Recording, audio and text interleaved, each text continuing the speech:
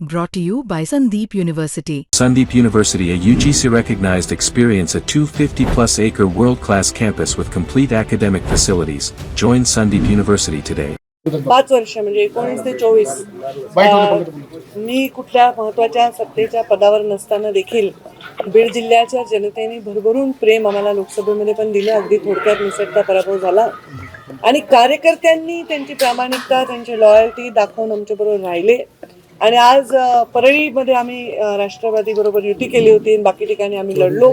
आता माझ्या मते गेवराई आमची डिक्लेअर झालेली आहे, अंबेजोगाईमध्ये आम्ही आघाडी केली होती ती डिक्लेअर झालेली आहे आणि बाकी ठिकाणी अगदी तस्सल चालू आहे.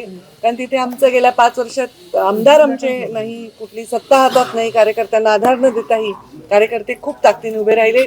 दिसटता पराभव मला वाटतं आमचा धारूरमध्ये झालेला आहे.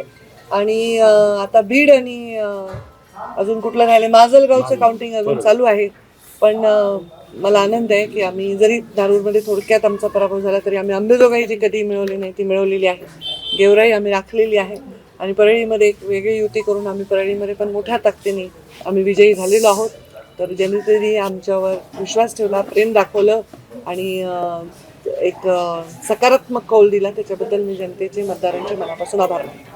बीडमध्ये पण मी आता जय पराभव थोडक्यात झाला तरी पण आम्ही तिथे म्हणजे लोकल शक्ती असताना देखील आमच्याकडे आता समजा आता मी जिल्ह्याची पालकमंत्री जालन्याची आहे, तर जिल्ह्यामध्ये असं कुठल्याही गोष्टीवर मी प्रभाव नव्हते टाकू शकत किंवा मी फंड देऊ शकत नव्हते. माझ्या कार्यकर्त्याला मी एक पत्र नाही देऊ शकले, 5 लाखाचा फंड नाही देऊ शकले गेल्या 10 वर्षामध्ये.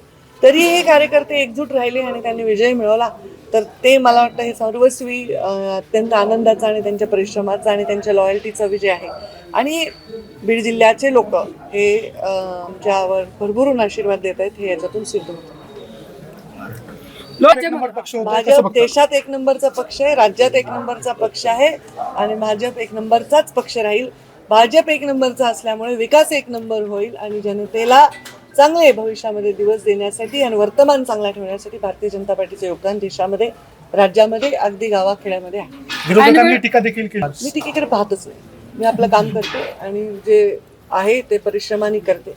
विजय सुद्धा तेवढ्याच नम्रतेने स्वीकारते, पराभव सुद्धा तेवढ्याच म्हणजे धैर्याने स्वीकारते. असं माझा आतापर्यंत प्रवास राहिलेला. ऐनवेळी आपण बीड चांगलं झालं. मी तेच म्हणते की आम्ही जिथे 5-10 हजार मतं घेऊ शकत होतो, आज तिथे आम्ही 8,500-9 हजारांनी लीडवर आहोत.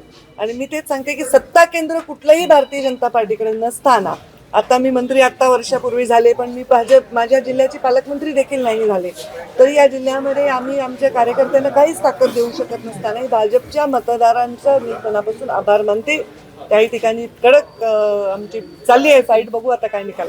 परळीकडे लक्ष असतं राज्याचं, बीडमध्ये काय चाललंय, बीडमध्ये काय चाललंय. तर ठीक आहे, हरकत नाही. बीड हा राज्याचं राजकीय केंद्रस्थानी जिल्हा आहे. फक्त आता या बीड जिल्ह्याच्या विकासाकडे सगळ्यांनी लक्ष द्यावं, बीड जिल्ह्याच्या भल्याकडे लक्ष द्यावं.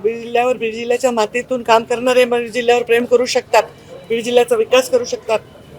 आणि प्रमुख नेतृत्व, आता देशाची मोठी पार्टी भाजप आहे, त्यामध्ये प्रमुख कोर कमिटीमधली मी आहे आणि एक प्रमुख नेतृत्व म्हणून जिल्ह्याचा विकास करणं हे माझं दायित्व आहे आणि त्यासाठी मी पूर्णपणे विकासाला समर्पित काम करत राहीन. ताई, तुम्ही जिल्ह्यात आनंद वाटतो की ज्या पद्धतीने मतं आम्हाला मिळालेली आहेत. विजय थोडा एखाद्या ठिकाणी कमी जास्त झाला असेल, पण जी मतं आम्हाला मिळाली त्याबद्दल मी खूप खूप सगळ्या मतदारांचे आभार मानतो.